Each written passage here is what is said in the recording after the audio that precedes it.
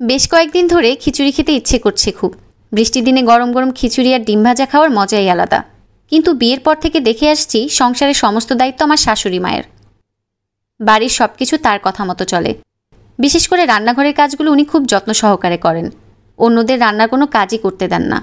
আমি সহ বাড়িতে আরও 3 জন বউ আছে, কিন্তু কখনই কেউ রান্না করতে যায় না। কোন বেলায় কী রান্না হবে, কে কী খাবে, সব কিছু শাশুড়ি মাই দেখে শুনে রাখেন। সামান্য পরিমাণ খাবারও কখনো নষ্ট হতে দেন না। এতদূর পর্যন্ত সব কিছুই ঠিক ছিল। সাহস করে হয়তো খিচুড়ি রান্না করতে পারতাম, কিন্তু গতকাল আমার বড় যা নুডলস রান্না করেছিল। এই নিয়ে শাশুড়ি মা তাকে অনেক বকাবকি করেছে। এরপর দিয়ে এই বাড়িতে নিজের পছন্দের খাবার খাওয়ার শখ মিটে গেছে। রাতে আমার স্বামী বাড়ি ফিরলে ওকে বললাম, আচ্ছা তোমরা সবাই একসাথে কেন থাকো? এখানে তো কারো কোনো স্বাধীনতা নেই। আমার স্বামী আমার কথার কোনো উত্তর না দিয়ে পাশ ফিরে শুয়ে পড়ল। মনটা খুব খারাপ হয়ে গেল। শ্বশুরবাড়িতে স্বামী একটা মেয়ে সব থেকে কাছের হয়। সে যদি অবহেলা করে তাহলে আর কেই বা ভালোবাসবে। নাজিমের সাথে আমার বিয়ে হয়েছে প্রায় 6 মাস। দুজনের সম্পর্ক স্বাভাবিক থাকলেও কোথাও যেন কিছু কমতি রয়ে যায়। তাই দিন শেষে দীর্ঘশ্বাস ফেলে বাঁচতে হয়। আর কিছু চিন্তা না করে মোবাইলটা হাতে নিয়ে বারান্দায় চলে গেলাম। মায়ের সাথে কথা বললে হয়তো একটু ভালো লাগবে। সারাদিনের জমানো কথাগুলো মায়ের সাথে ভাগাভাগি করে মনটা হালকা করলাম। কথায় কথায় বললাম, জানো মা, অনেকদিন তোমার হাতের খিচুড়ি খাই না। বৃষ্টির দিনে আমার সব থেকে প্রিয় খাবার খিচুড়ি।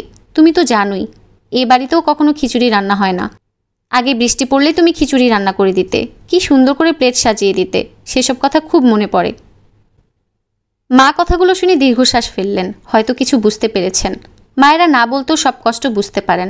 মায়ের সাথে কথা বলা শেষ করে ঘরে গিয়ে ঘুমিয়ে পড়লাম।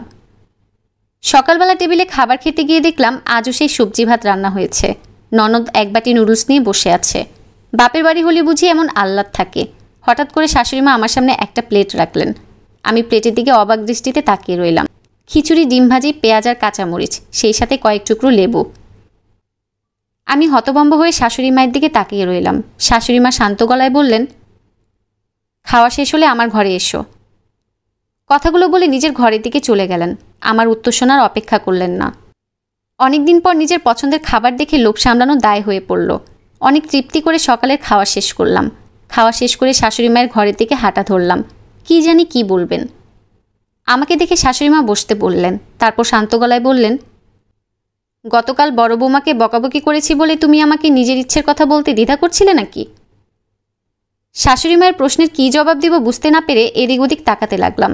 শাশুড়ি মা মুচকে হেসে বললেন, শোনো মা, আমার তোমার শ্বশুরের সাথে বিয়ে হয়েছে আমার যখন 15 বছর বয়স, তখন সেই থেকে সংসারটাকে নিজের মতো করে আগলে রেখেছি। সংসারটাই আমার কাছে সব কিছু। এই জন্যই সংসারের সব কাজ আমি নিজের হাতে করি। তার মানে এই নয় যে এই সংসারে তোমাদের মতামতের কোনো মূল্য নেই। গতকাল বড় বৌমা নুডলস রান্না করেছিল। মেজ বৌমা তার কাছে বলেছিল সেও খাবে, কিন্তু বড় বৌমা শুধু নিজের জন্য রান্না করেছে।